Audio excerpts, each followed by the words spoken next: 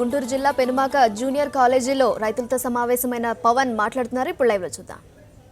నాకు తృణీకరంగా మాట్లాడటం నాకు ఇష్టం లేదు. ఆ పదవికి నేను రాజ్యాంగం సృష్టించిన పదవి కాబట్టి నేను దానికి ఇచ్చే గౌరవం నేను అది.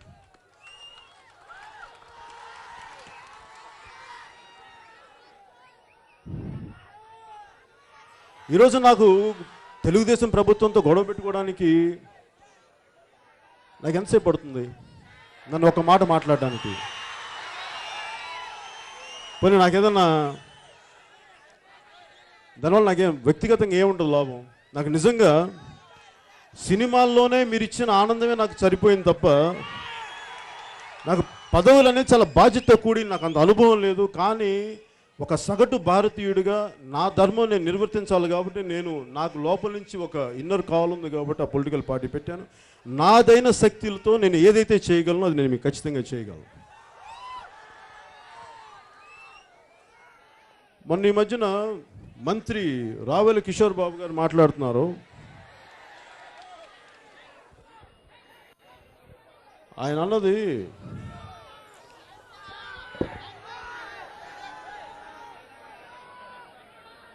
ఒక మొత్తం పోయింది, ఉన్నది 3,000 ఎకరాలే కదా, 3,500 ఎకరాలకి ఎందుకు ఇంత రాద్ధాంతం అని అడిగారు ఆయన. మరి 3,500 ఎకరాలకి ఇంత రాద్ధాంతం అన్నప్పుడు మరి తెలుగుదేశం ఎంపీ మురళీమోహన్ గారు హైదరాబాద్ ఔటర్ రింగ్ రోడ్లో ఆయనకి రాజశేఖర రెడ్డి గారి ప్రభుత్వం ఔటర్ రింగ్ రోడ్ చేస్తున్నప్పుడు భూమి కోల్పోయినప్పుడు మరి ఆయనకి ఎందుకు ఇంత ఆవేదన వచ్చింది? ఆయన ఎందుకు కోర్టుకి వెళ్ళారు? సుప్రీంకోర్టు దాకా ఎందుకు వెళ్ళారు?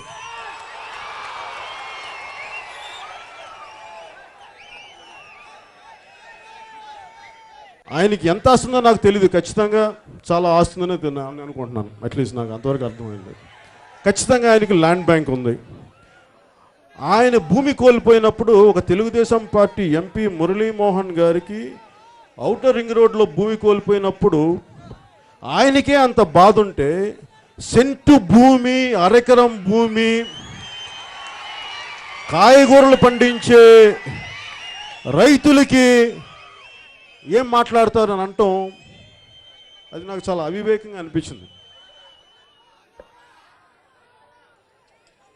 అంటే నేను నా మాటలన్నీ మీరు దయచేసి అర్థం చేసుకోవాల్సింది, నేను రెచ్చగొట్టడానికి మాట్లాడలా, నేను అంటే మీరు ఒకసారి ఆలోచించండి.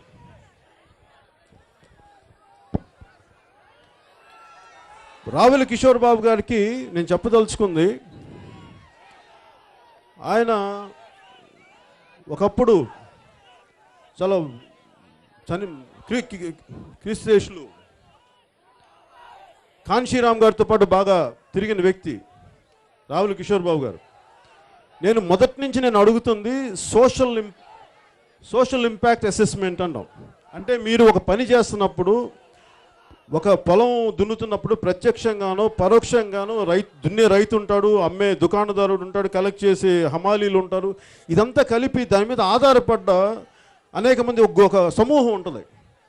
ఆ సమూహానికి ఏ నష్టం జరుగుతుంది? ఒక రైతులకు కాకుండా ఆ మిగతా దాని మీద సంబంధిత ఆధారపడే వ్యక్తులు ఆ సమూహం ఎంత, మరి వాళ్ళకి ఇలా చేస్తున్నప్పుడు ల్యాండ్ పూలింగో మీరు భూసేకరణ చట్టం ప్రయోగిస్తున్నప్పుడు ఇవన్నీ మీరు లోపలికి తీసుకోవాలి, దీన్ని మీరు ఆచరించాలి అని చెప్పి యూపీఏ ప్రభుత్వం వాళ్ళకి చేసింది. అది చాలా మంచి సూచన, అది అందరూ స్వాగతించాలి. మరి అలాంటిది ఇప్పుడు ఆర్డినెన్స్ ద్వారానే భూసేకరణ చట్టం ఉంది ప్రస్తుతానికి, ఇంకా పార్లమెంట్లో కంప్లీట్గా పాస్ అవ్వలేదు. సో భూసేకరణ చట్టం ఆర్డినెన్స్ మీద ఉన్నప్పుడు తెలుగుదేశం ప్రభుత్వం నేను విన్నవించుకునేది ఏంటంటే, మీరు బలవంతంగా భూసేకరణ చేయటం కుదరదు. దయచేసి భూసేకరణ చేయొద్దు.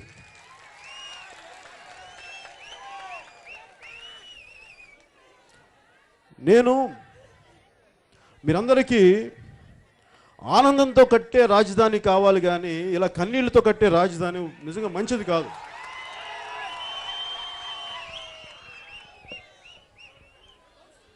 ఇప్పుడు గాంధీ గారు ఎందుకు గ్రామీణ భారతానికి అంత ప్రాముఖ్యత ఇచ్చారంటే, 1000 అంతస్తులు బిల్డింగ్ కడతాం, 200 అంతస్తులు బిల్డింగులు కడతాం, ఆకాశ హర్మ్యాలు నిర్మిస్తాం, చంద్రమండలానికి రాకెట్లు పంపిస్తాం, మార్స్కి అన్ని ఆ మార్స్కి గ్రహాలు మన ఉపగ్రహాలు పంపిస్తాం. కానీ అందరూ తీసుకెళ్ళేది సస్టైన్ అనేది భూమిలో పండిన పంటే కదా. వెళ్ళి 1000 అంతస్తుల బిల్డింగ్లో ఉన్నా అక్కడ తినేది అన్నమే, తిండే, భూమిలో పండే తిండే. అభివృద్ధి కోసం ఉన్న పొలాలని నాశనం చేయటం నాకు ఎప్పుడు బాధ కలిగిస్తుంది. కానీ రాజధాని కావాలి, అభివృద్ధి కావాలి, కానీ వయా మీడియాగా ఇంకొక పద్ధతి ఉండదా? మధ్య మార్గం అనేది ఒకటి ఉండదా? ఎందుకు ఉండదు? చంద్రబాబు నాయుడు గారు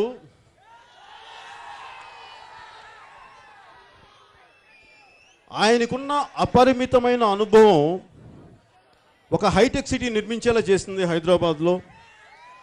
అమెరికా అధ్యక్షుడితో సహా రకరకాల దేశాధినేతల్ని తీసుకువచ్చిన చంద్రబాబు నాయుడు గారికి మీ సమస్యలు తీర్చడం అది నాకు ఒక గొప్ప సమస్యగా నాకు పెద్ద అనిపించట్లేదు. ఖచ్చితంగా ఆయన చేయగలరు, నేను నమ్ముతున్నాను.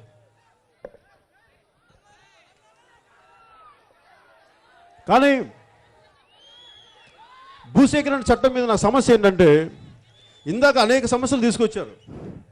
ఎప్పుడు భూమి సేకరించినప్పుడల్లా ఇందాక మాకు ల్యాండ్ పూలింగ్కి మేము రెడీగా లేరని చెప్తున్నారు. నిజంగా రెడీగా ఎందుకు లేరు?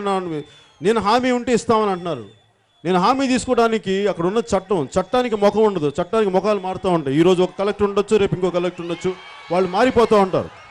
కానీ పేపర్లో ఉన్నదే నిజం. సో మీ భయాలు నేను అర్థం చేసుకోగలను. అంటే ఇప్పుడు ఇక్కడ నాకు భూమి కోల్పోయినప్పుడు నా ఊరికి అవతల దూరంలో 1 మైలు దూరంలో నాకు భూమి ఇస్తానంటే నాకు అందుబాటులో ఉంటుంది. కాకుండా మీ భయంలో ఎక్కడో ఈ క్యాపిటల్ పరిధిలో ఎక్కడెక్కడ ఇస్తామంటే ఖచ్చితంగా భయాలు ఉంటాయి. అది క్లాజ్లో లేదు, ఆ చట్టంలో లేదు కదా వాళ్ళు చెప్పిన దాంట్లో. అలాగే అనేక లోపాలతో కూడుకున్నది అది.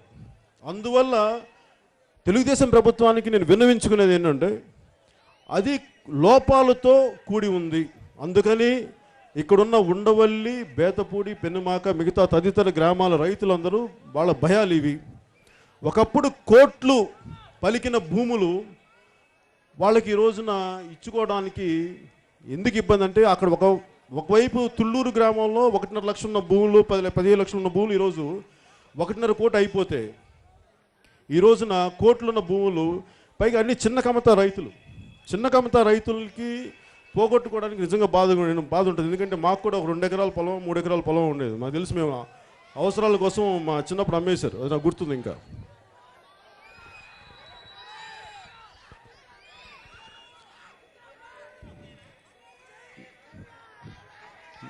పైగా నేను ఏదైనా మాట్లాడితే నా మధ్యన ఎలా శంకిస్తారంటే, నాకు ఈ మధ్యన నేను తెలుగుదేశం పార్టీకి మనస్ఫూర్తిగా సొంత తండ్రి లాంటి అన్నయ్యతో గొడవ పెట్టుకొని సపోర్ట్ చేసినప్పుడు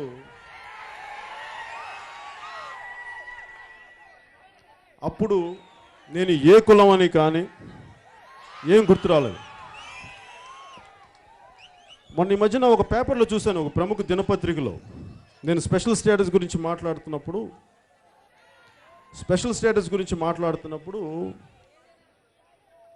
నేను అడిగినకి కొన్ని ప్రశ్నలకి రకరకాలుగా రెస్పాండ్ అయ్యారు, తర్వాత సంభాళించుకున్నారు. కానీ ఆ తర్వాత ఒక ప్రముఖ దినపత్రికలో ఒక వారాంతం జరిగిన అన్ని పొలిటికల్ ఈవెంట్స్ గురించి ఒక సమీక్ష రాశారు, ఒక ప్రముఖ ఎడిటర్ ఒక ఆయన. ఆ రాయటంలో నాకు బాధ కలిగించిన విషయం ఏంటంటే, పవన్ కళ్యాణ్ రాజధాని పర్యటనకి వెళ్ళినప్పుడు ఆయన కులం యువత అంతా ఆయన చుట్టూ తిరిగారని రాశారు. నాకు చాలా బాధ కలిగించింది. మరి ఇదే నేను కులాన్ని, మతాన్ని, ప్రాంతాలని దాటిన వ్యక్తిని నేను. ఎందుకంటే నా నిజ జీవితంలోనే నాకు అలాంటి ఏం లేవు. నాకు అన్ని కులాలు, అన్ని మతాలు, అన్ని ప్రాంతాలు నేను సమానంగా చూడగలిగే శక్తి ఉన్నోని, స్థాయి ఉన్నోని. నన్ను దయచేసి ఒక్క కులానికి మటుకు అంటగట్టకండి, నాకు చాలా బాధగా ఉంటుంది.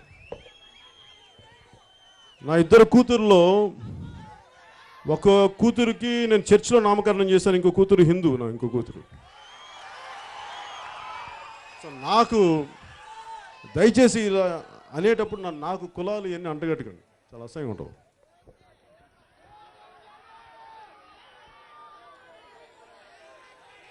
అంటే నేను అనేది ప్రభుత్వం మంచి పని చేస్తున్నప్పుడు వైజాగ్ తుఫాన్ వచ్చినప్పుడు చంద్రబాబు గారి పక్షాన నేను ఎంత నిలబడి 50 లక్షలు నా దగ్గర నాకేం అందరిలాగా నాకేం వేల కోట్లు ఏం లేవు. నాకున్న సంపాదనలో మీరు టికెట్లు కొంటే మీరు ఇచ్చే డబ్బులోనే, ట్యాక్సీ కట్టిన డబ్బుల్లోనే ఆ బ్యాంకులో నాకు 50 లక్షలు ఇచ్చేసాను. దేనికి? మనం అటు సైడ్ పాపం ఆదుకోవాలని చెప్పేసి. నేను ఒక మంచి పనికి నేను అలా చేసినప్పుడు, ఎక్కడన్నా ఒక తప్పు జరిగినప్పుడు దాన్ని నేను వేలెత్తి చూపితే అంత కోపం వస్తే ఎట్లా? అది ఎలా తప్పు అవుద్ది? ఆ రోజు చేసినప్పుడేమో నేను అభివృద్ధి నిరోధకుడిని కాదు, ఈరోజు రాజధాని కోసం ఇలాంటి ప్రజల సమస్య ఉందని ముందుకు తీసుకెళ్తే రావెల కిషోర్ బాబు గారు అన్న మాటలు ఏంటంటే 3,500 ఎకరాల కోసం ఇంత రాద్ధాంతం దేనికి? జస్ట్ ఆఫ్టర్ ఆల్ 3,500 ఎకరాలు అంటే ఆ రోజు మురళీమోహన్ గారికి కూడా కోల్పోయింది. ఆఫ్టర్ ఆల్ ఒక 10-15 ఎకరాలు వదిలేసి ఉండొచ్చు కదా. మరి ఆఫ్టర్ ఆల్ అనే పదం మాట్లాడకండి. ఎవరు బాధ్యతలో ఉన్న ఎవరైనా సరే ఆఫ్టర్ ఆల్ అనే పదాన్ని అంత తేలిగ్గా ఒక ఎకరం భూమిలో ఇందాక 10 మంది బతుకుతున్నారని చెప్పి మన ఆయన చెప్తా ఉన్నారు. ఒక ఎకరం భూమిని 10 మంది పంచుకుంటే అంతమంది బతుకుతున్నారు, అన్ని కుటుంబాలు బతుకుతున్నాయి, అన్ని జీవితాలు ముడిపడి ఉన్నాయి ఒక్క ఎకరానికి. అలాంటి ఒక్క ఎకరాలని అంతమంది బతుకుతుంటే 3,500 ఎకరాలని ఆఫ్టర్ ఆల్ అంటే ఏందబ్బా ఇది?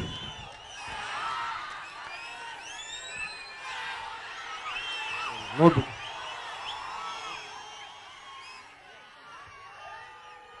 కొన్ని గుర్తురావట్లేదు, చూసి మనం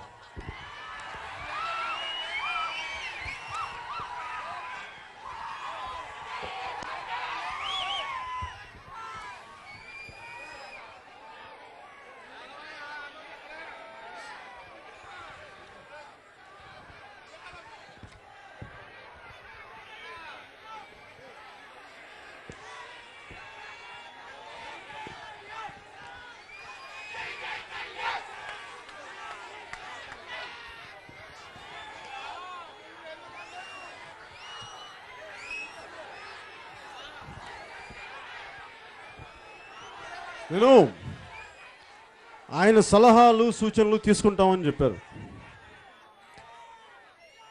నేను సాధ్యమైనంత వరకు ఎవరైనా కష్టాలు ఉంటే అడగకుండా సాయం చేయగలను, నాకు సాధ్యమైనంతలో. కానీ అడగందే నా కొడుకు కూడా సలహా ఇవ్వను. రాజధాని నిర్మాణం గురించి నా సలహాలు, నా సంప్రదింపులు నన్ను ఎవరు అడగలేదు, స్వీకరించలేదు. అది నేను తప్పు కూడా అనుకోవట్లేదు, ఎందుకంటే నాకు అనుభవం లేదు, నిజంగా నాకు అనుభవం లేదు, పరిపాలన అనుభవం లేదు. కానీ పరిపాలన అనుభవం ఉన్న చాలామంది రాజకీయ నాయకులు ఉన్నారు. ఉదాహరణకి లోక్సత్తా మన జయప్రకాష్ నారాయణ గారు లాంటి వ్యక్తి ఉన్నారు. అలాంటి వ్యక్తులు చాలామంది అనేక పార్టీలో ఉన్నారు. నిజంగా రిటైర్డ్ ప్రొఫెసర్స్ ఉన్నారు, రిటైర్డ్ ఇంజనీర్స్ ఉన్నారు. వీళ్ళందరినీ తీసుకొని ఒక కమిటీ, నేను తెలుగుదేశం పార్టీని ఏం కోరుకున్నానంటే, మీ సమస్యల్ని నేను ఉంటాను, నేను ఎక్కడ పారిపోను, కానీ ముందు నేను తీర్మానించేది ఒకటి, ఫస్ట్ భూసేకరణ చేస్తే మటుకు నేను ఖచ్చితంగా ధర్నాకి దిగుతాను. భూసేకరణ చెయ్యడానికి వీలు లేదు.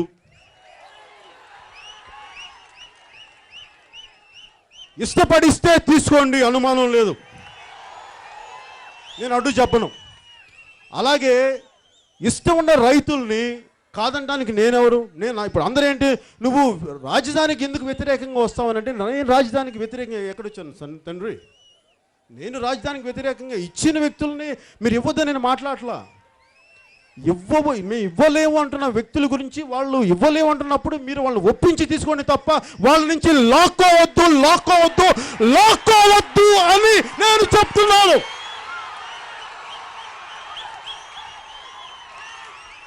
భూమిని లాక్కోవద్దు.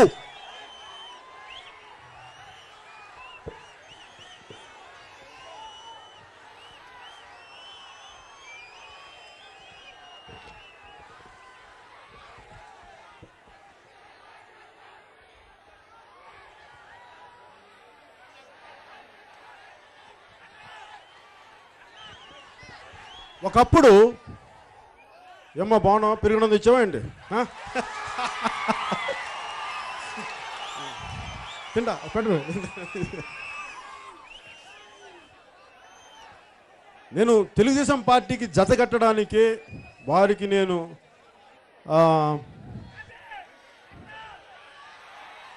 ఇప్పుడు 10 సంవత్సరాలు, అందులో 6 సంవత్సరాలు దివంగత నేత ముఖ్యమంత్రి శ్రీ రాజశేఖర రెడ్డి గారు పరిపాలించినప్పుడు అనేక అవతవకలు జరిగినాయి అని అందరికీ తెలిసిన విషయం అది.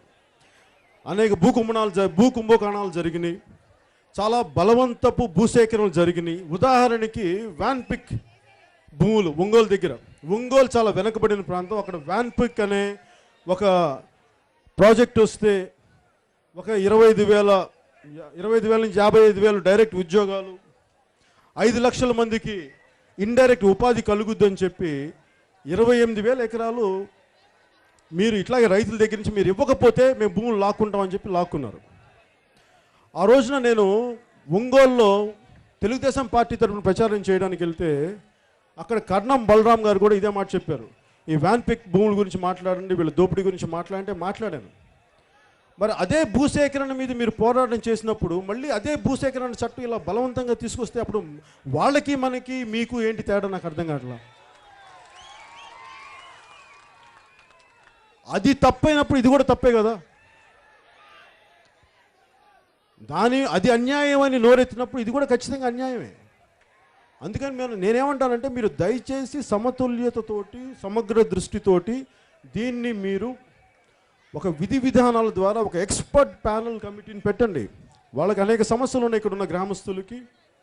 మాకు చట్టపరంగా రక్షణ ఉంటే తప్ప కొంతమంది, అందరూ ఉంటారని నేను చెప్పట్లేదు, కానీ నాకు వచ్చిన ఫీడ్బ్యాక్ ప్రకారం కొంతమంది ఏమో మేము ఇవ్వడానికి ల్యాండ్ పూలింగ్ సిద్ధంగా ఉన్నాం. ఎప్పుడు రక్షణ, చట్టపరమైన రక్షణ ఉన్నప్పుడు మాకు లిఖితపూర్వకంగా ప్రభుత్వ రాజపత్రం ద్వారా కానీ మాకు ఈ హామీలు మేము ఇస్తున్నాం, మేము నిలబడతామని నేను ఇచ్చినప్పుడు ఖచ్చితంగా అది జరుగుద్ది. అలాంటి ల్యాండ్ పూలింగ్ మీరు మళ్ళీ ఇంకొకసారి రండి, కుదిరితే తీసుకోండి, లేదంటే వదిలేండి. అంతేగాని దయచేసి ఎక్కడో మారుమూల ఉన్న పచ్చదనంతో కూడిన గ్రామాలని దయచేసి ఇలా లాక్కోకండి.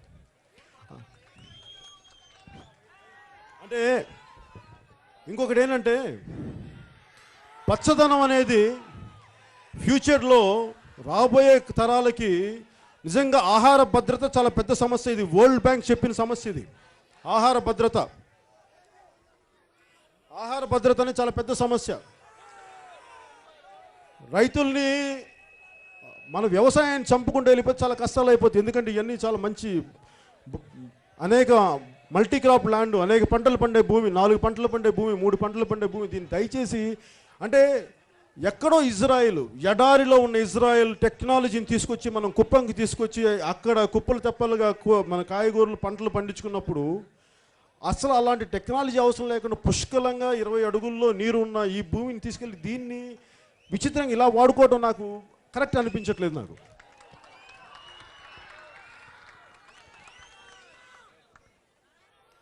అంటే మనకేమో అవసరం లేని చోటేమో అక్కడ అవసరం ఉంది. ఇరిగేషన్ టెక్నాలజీ, మన ఇజ్రాయెల్ డ్రిప్ ఇరిగేషన్ టెక్నాలజీ అక్కడ కావాలి, అక్కడ ఉంది. ఇక్కడ ఉన్నప్పుడు ఇక్కడ బోల్డ్ వేస్ట్ ల్యాండ్ ఉంది. దీన్ని పచ్చదనాన్ని వదిలేసి ఇంకొక చోట నేను తెలుగుదేశం ప్రభుత్వానికి కూడా నేను విన్నవించుకునేది ఏంటంటే ఉండవల్లి గ్రామస్తులు కానీ మిగతా వాళ్ళు ఎవరైనా సరే రోడ్లు ఇవ్వడానికి సిద్ధంగా ఉన్నారు. మీ బ్యూటిఫికేషన్ వాళ్ళు పాడు చేయట్లా. వీటన్నిటికంటే కూడా మన భారతదేశం అనేక కులాల సమూహం. దయచేసి ఇది ఎవరు మర్చిపోకూడదు. నాకు కులాల మీద వ్యామోహం లేదు, కానీ కులాల పట్ల అవగాహన ఉంది నాకు. అంటే కొన్ని కులాలేమో అగ్రస్థాయిలో ఉంటాయి, కొన్ని కులాలేమో దిగు స్థాయిలో ఉంటాయి, ఇంకొన్ని కులాలు అట్టడుగు స్థాయిలో ఉంటాయి. ఇది మన కర్మో మన దేశ కర్మ ఏంటో నాకు తెలియదు, కానీ చాలా బాధాకరమైన విషయం. మనకి ఇక్కడ ఏమైపోతుందంటే ఒకప్పుడు తెలంగాణలో ఇట్లాంటి పరిస్థితులు వచ్చినప్పుడు అక్కడ తెలంగాణ నాన్ తెలంగాణ సమస్య వచ్చింది. ఈసారి ఇక్కడ కులాల సమస్య వస్తే కులాలతో కొట్టుకుంటారు. అది దయచేసి తెలుగుదేశం ప్రభుత్వం దీన్ని చాలా జాగ్రత్తగా చూడాలి. దయచేసి దీన్ని నిర్లక్ష్యం చేయకండి. ఇది నేను చాలా ఆచితూచి, ప్రతి మాట నేను ఆచితూచి మాట్లాడుతున్నాను. ఇక్కడ ఏ మాట నేను ఒక్క అక్షరం కూడా అజాగ్రత్తగా అయితే నేను మాట్లాడలేదు. దయచేసి ఇది మీరు అర్థం చేసుకోండి.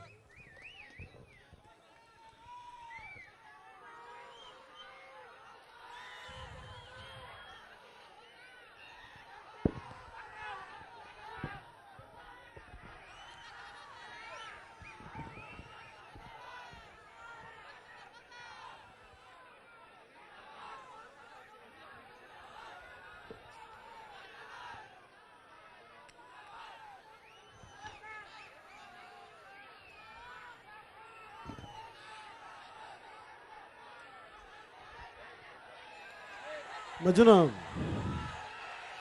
గల్లా జయదేవ్ గారు ఉండవల్లి గ్రామానికి వచ్చినట్టున్నారు. ఆయన ఏదో సోషల్ సెక్యూరిటీ పత్రాలు ఏవి ఇచ్చారని చదువుతాను. సోషల్ సెక్యూరిటీ పత్రాలు ఇస్తా ఆయన అన్న మాట్లేదు, నేను పేపర్లో చదివాను. ఏంటంటే కొన్ని గొప్ప పనులు సాధించడానికి కొంతమంది మనం త్యాగాలు చేయాలి తప్పదన్నాను. త్యాగాలు బయట వాళ్ళు చేస్తే మనకి సంతోషమే, కానీ అది మన దాకా వచ్చినప్పుడు దాన్ని బాగా తెలుస్తుంది. చెప్పడం చాలా తేలిక. ఒకసారి వచ్చి గల్లా జయదేవ్ గారిని,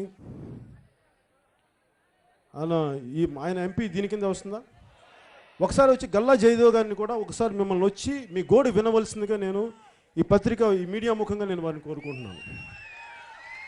అలాగే భూమి కోల్పోతే ఎంత బాధపడతారో ఆ బాధ బాగా తెలిసిన వ్యక్తి మురళీమోహన్ గారు కూడా ఒకసారి వచ్చి మీ తెలుగుదేశం పార్టీ తరఫున వాళ్ళు వచ్చి మీ గోడు వినాలని నేను కోరుకుంటున్నాను. అది వాళ్ళు నా కోరికను వాళ్ళు నెరవేర్చలేదు నాకు తెలియదు, కానీ అట్లీస్ట్ ఇది నా విన్నపం వారికి.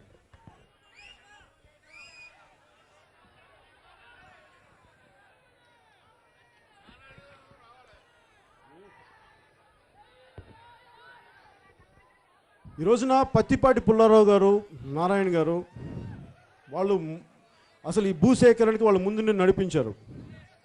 అంటే భూమి ఒకసారి మనం ఎందుకు ఆకాశ హర్మ్యాలు కడతాం, ఎందుకు అపార్ట్మెంట్ కల్చర్ ఎందుకు వచ్చింది, భూమిని ఇలా విస్తరించదు కాబట్టి మన అపార్ట్మెంట్ కల్చర్ వచ్చింది. అంతే తక్కువ భూమిలో ఎక్కువ మంది నివసించేలాగా. మరి అలాంటప్పుడు ఒక రాజధానికి ఇంత పెద్ద చేయాలి అంటే అది నిజంగా మీరు ఆకాశ హర్మ్యాలే మన ఎయిమ్ అయితే మిగతా స్థలాలు దేనికి ఒక మాస్టర్ ప్లాన్. ఇప్పుడు మనకు ఒక సింగపూర్ నుంచి వచ్చిన అదేదో నాకు ఎగ్జాక్ట్ పేరు మర్చిపోయిన కంపెనీ పేరు, ఆ కంపెనీ వస్తున్నప్పుడు వాళ్ళ మాస్టర్ ప్లాన్ ఏంటి అవన్నీ పబ్లిక్ డొమైన్లో పెట్టండి. నేను సలహాలు సంప్రదింపులు ఇచ్చేంత నాకు స్థాయి లేదు, కాకపోతే నేను ఒక అన్యాయం జరుగుతున్నప్పుడు గొంతెత్తగలను. నిజంగా సలహాలు చేయాలంటే నాకు అనుభవం ఉన్న వ్యక్తులు పెట్టుకోండి. లోక్సత్తా జయప్రకాష్ నారాయణ గారు లాంటి వ్యక్తుల్ని అనేక మందిని కలపండి, మీ పార్టీ వ్యక్తుల్ని కలపండి, కలిపి అందరికీ సమన్యాయం జరిగేలాగా సమగ్ర దృష్టితోటి. చంద్రబాబు గారికి కూడా ఒక కన్ను ఎక్కువ ఒక కన్ను తక్కువ కాదు, అలాగే అందరూ సమానమే. అందుకని మీ సమస్యను కూడా ఆయన సానుకూలమైన దృష్టితో ఆయన పరిశీలిస్తారు, భూసేకరణ చేయరని నేను నమ్ముతున్నాను. ఎందుకంటే ఒకవైపు ఒక న్యాయం చేసి ఇంకొకరికి ఇంకో న్యాయం చేసే వ్యక్తి కాదు. ఆయనకి రెండు కళ్ళు. ఆయనకి ఏ కన్ను ఒక ఎక్కువ కాదు, ఏ కన్ను తక్కువ కాదు. కాబట్టి ఈ ఉండవల్లి గ్రామం ఎక్కువ కాదు, తక్కువ కాదు, ఇంకో గ్రామాలు ఎక్కువ కాదు. అందుకని మీకు కూడా న్యాయం జరుగుద్ది, సంపూర్ణంగా న్యాయం చేస్తారని నేను చంద్రబాబు గారి ఈ విషయాన్ని మరింత మానవతా దృష్టితో చూస్తారని చెప్పి నేను నమ్ముతున్నాను.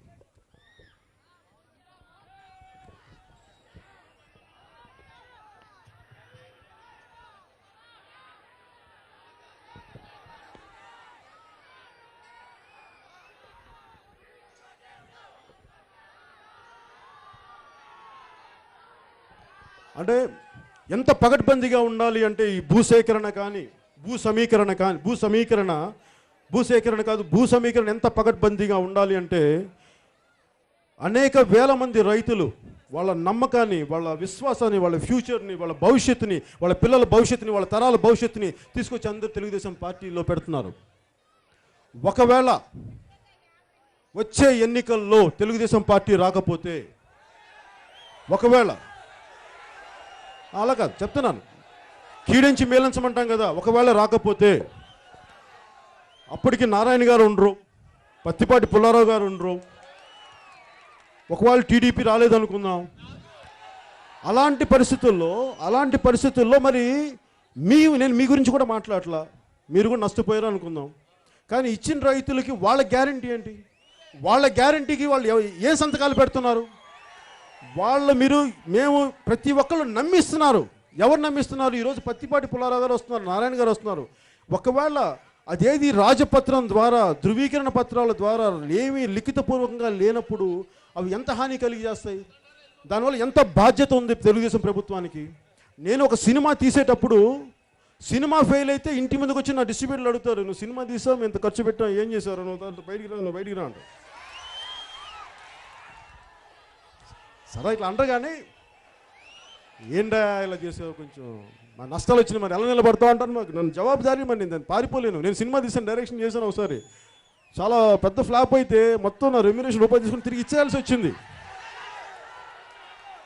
అంటే నేనేమంటానంటే ఒక సినిమాకే నేను ఇంత జవాబుదారీతనం వహిస్తున్నప్పుడు, ప్రభుత్వాలు భూములు లాక్కుంటున్నప్పుడు, భూములు సమీకరిస్తున్నప్పుడు ఇంకెంత బాధ్యతతో ఉండాలి. ఆ బాధ్యతని ఎలాగ మాట ద్వారా ఇస్తే ప్రభుత్వాలు ఎందుకు ఉంటాయి? మాట వస్తే పర్సనల్ ఇది. కానీ ప్రభుత్వాలు మాట ఇచ్చేటప్పుడు కేవలం పత్రాల ద్వారా ఇస్తాయి, శాసనాల ద్వారా ఇస్తాయి. అలా ఇచ్చినప్పుడే ఏదైనా ముందుకెళ్తుంది. అందుకని దయచేసి దీన్ని చాలా తిరస్కారంగా కానీ, చాలా తక్కువ స్థాయి ఆలోచన విధానంతో కానీ దయచేసి వెళ్ళరని నేను అనుకుంటాను. ఎందుకంటే చాలా బాధ్యతతో కూడుకుంది. ఎందుకంటే నేను రాయలసీమ ప్రాంత వాసులు కూడా నాకు చాలామంది వచ్చారు నా దగ్గరికి మధ్యన. మీరు ఎంతసేపు తెలుగుదేశం పార్టీకి సపోర్ట్ చేసి, కొంతమంది వైఎస్ఆర్సీపీ నాయకులు కూడా నా దగ్గరికి వచ్చారు. అంటే సెకండ్ లెవెల్లో నన్ను కలిసేవాళ్ళు, నా ఫ్యాన్స్ వాళ్ళందరూ నా అభిమానులు. అంటే సినిమా పరంగా నేనంటే ఇష్టం, పార్టీ పరంగా ఇంకొకళ్ళు అభిమానం ఉండొచ్చు, అది పెద్ద వేరే విషయం, సహజమైన విషయం. అది నేను వేరేగా తీసుకున్నాను. వాళ్ళు వచ్చి, సార్ నాకు మీరంటే ఇష్టం కానీ మీరు మాకు నచ్చలేదు మీరు అలా చేసింది, మరి రాజధాని మా కర్నూలు ఎందుకు కట్టలేదని అడుగుతున్నారు నన్ను. అంటే నాకు అనిపించింది, ఎన్ని చదువుతున్నప్పుడు నాకు ఏమనిపించిందంటే వాళ్ళందరితో మాట్లాడుతున్నప్పుడు, రాయలసీమ వాసులకి ఎవరికి మాకు ఇంకా సరైన న్యాయం జరగలేదు. రాయలసీమకి సరైన మాకు, ఎందుకంటే రాష్ట్రం విడిపోయినప్పుడు ఎక్కువ ఆంధ్ర ప్రాంతం కంటే కూడా సీమ ప్రాంతం ఎక్కువ నష్టపోయింది. ఎందుకంటే వాళ్ళకి మనలాగా ఇక్కడ ఇటు సైడ్ లాగా నీళ్లు లేవు. అక్కడ వర్షాల మీద ఆధారపడాలి. ఒకప్పుడు మన తెలంగాణ నుంచి వచ్చే చిన్న ఇది కూడా ఈరోజు అడ్డంకి అయిపోయింది వాళ్ళకి రావడానికి, ప్రాజెక్ట్స్ లేని కట్టాలంటే. సో ఆ బాధ ఉండిపోయింది.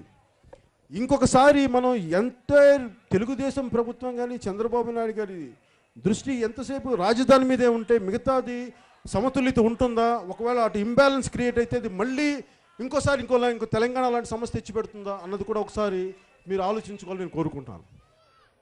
అలాగే హుడ్ నాకు చాలామంది వచ్చారు వైజాగ్ నుంచి. హుడ్ తుఫాన్ వచ్చి విశాఖపట్నం గల్లంతయింది, బొత్స గారి వల్ల విజయనగరం గల్లంతయింది అని చెప్పి ఇలా అంతా చెప్తున్నారు. ఇన్ని కష్ట నష్టాలు ఉన్నప్పుడు సమతుల్యత పాటించటం చాలా హోలిస్టిక్గా సమగ్ర దృష్టితో ప్రభుత్వాలు కానీ చూడకపోతే వచ్చే ఎన్నికలు కాదు కదా, ఇంకా ముందు కూడా వచ్చే అవకాశాలు ఉన్నాయి. దయచేసి ఇది చాలా జాగ్రత్తగా, మనం చాలా ప్రత్యేక దృష్టితో చూడాలి. ఎందుకంటే నేను ఎందుకు ప్రతిసారి ఆయన ఈ మధ్యన అంటాడు, చంద్రబాబు నాయుడు గారు నువ్వు ప్రతిసారి వెళ్ళి అట్లా ఎదుర్కో అంటే అలా ఎలా ఎదుర్కొంటాం? రోజు కొట్లాడటానికైతే మన పాలిటిక్స్ పెట్టుకుందే రోడ్డు మీద కొట్టుకోకుండా ఉండడానికి కదా, మాట్లాడుకోవడానికి, త్రూ డిబేట్, త్రూ డైలాగ్ మాట్లాడాలి. చర్చల ద్వారా, సంప్రదింపుల ద్వారా దీనివల్ల పరిష్కారాలు వస్తాయి. కానీ రోడ్డు మీద కొట్టుకుంటే ఏమొస్తాయి? రక్తపాతాలు జరుగుతాయి, అంతకుమించి ఇంకేం జరగవు. అందుకని రక్తపాతాలు నేనేం మాట్లాడి నేను నమ్ముతాను, నేను డైలాగ్ని నమ్ముతాను, చర్చలు నమ్ముతాను. వీటి ద్వారానే సమస్యలను పరిష్కరించుకోవచ్చు. ఇవన్నీ కూడా దాటి ప్రభుత్వాలు ఏమీ చేయలేనప్పుడే అప్పుడు ప్రజలు రోడ్ల మీదకి వస్తారు, విప్లవాలు వస్తాయి. విప్లవాలు వచ్చినప్పుడు ఏం జరుగుతుందంటే అది ఎవరి స్థాయిలో ఉండదు. అలాగే సమస్యల్ని నిర్లక్ష్యం చేసే తెలంగాణ ప్రజలందరూ తెలంగాణకు వచ్చి తెలంగాణ సాధించుకున్నారు. అక్కడ ఏం జరుగుతుందో చూద్దాం, నాకు తెలియదు. ఫ్యూచర్లో అక్కడ ఏముంటుందో, అక్కడ ఎలాంటి సమస్యలు వస్తాయో నాకు తెలియదు. అందుకని ప్రతి ప్రభుత్వం, ఇప్పుడు ఇక్కడ ఉన్న తెలుగుదేశం ప్రభుత్వానికి నేను విన్నవించుకునేది ఏంటంటే, మీ మీద చాలా బాధ్యత ఉంది. మీరు దయచేసి దీన్ని బాధ్యతతోటి ఈ భూ సమీకరణను కానీ మీరు అత్యంత బాధ్యతతో చేయకపోతే అనేక సమస్యలు తెచ్చిపెట్టే పరిస్థితులు ఉన్నాయి. మీరు దయచేసి ఇక్కడ భూసేకరణ నోటిఫికేషన్ దయచేసి వెంటనే ఆఫ్ చేసేయండి, దయచేసి ఆఫ్ చేసేయండి.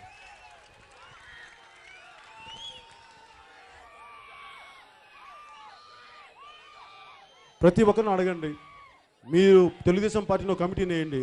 నిజంగా నేను కూడా అనుకుంటున్నాను, నా పార్టీ నుంచి కూడా కమిటీ వేద్దామని. ఇంకా నా పార్టీ మీరు ఇట్లా ఇలా ఉన్నారు తప్ప నా దగ్గర అంత డబ్బులు లేవు, పార్టీ నడిపేంత యంత్రాంగం లేదు నా దగ్గర. నేను సంపాదిస్తాను, సినిమాలు సంపాదించి. నేను చెప్పాను మార్చి 14న, నాది 25 సంవత్సరాలు దూరదృష్టి, 25 సంవత్సరాలు ఈ దేశం కోసం నేను శ్రమిస్తాను. అప్పుడు ఈ లోపల నాకేం తొందర ఏం లేదు. నాకు కూర్చోబెట్టి, నేను పదవి మీద కానీ నాకు ఎలాంటి నా కాంక్షలు లేవు. నాకు నా ఆనందం, నా జీవితంలో నాదేనా ఒక చిన్న జీవితం. నేను కూడా రైతునే, నేను కూడా కూరగాయలు పండిస్తాను.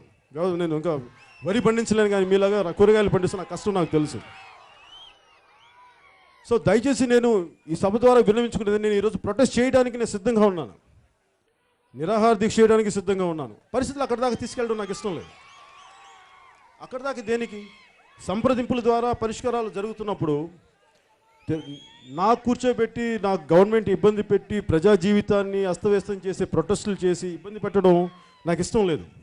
నిజంగా తెలుగుదేశం ప్రభుత్వం కానీ దీన్ని అందరి బాధనని సమదృష్టితో చూడకుండా మొండిగా వెళ్తే అప్పుడు ఏమి చేయాలో అప్పుడు నా విధి విధానాలు ఏంటో అప్పుడు చెప్తాను. అప్పుడు దాకా దయచేసి నేను సభాముఖంగా మీ అందరి ముఖంగా నేను వేడుకునే తెలుగుదేశం ప్రభుత్వం, దయచేసి భూసేకరణను చేయకండి. భూ సమీకరణకి వాళ్ళని ఎలా ఒప్పిస్తారో అలా ఒప్పించండి. నేను నిజంగా మీరు మాట్లాడితే నా మీద ఇలాంటి మాటలు మాట్లాడితే రాజధానికి మీరు ఎదురు తిరుగుతున్నారు, రాజధాని అభివృద్ధికి ఎదురు తిరుగుతున్నారు, అయితే రాజధానికి అభివృద్ధికే నేను ఆటంకం అయితే నేను మీకెందుకు సపోర్ట్ చేస్తాను? దయచేసి ఇంకొకసారి ఆలోచించుకోండి. అందుకని దయచేసి మీ అందరికీ రైతుల పక్షాన నేను మీకు అండగా ఉన్నాను. నేను ఎక్కడికి పారిపోను, మీ దగ్గర ఉంటాను. నాకు సెలవు ఇప్పించాల్సిందిగా కోరుకున్నాను. నేను ఎక్కడ పారిపోయే వ్యక్తిని కాదు. జై హింద్.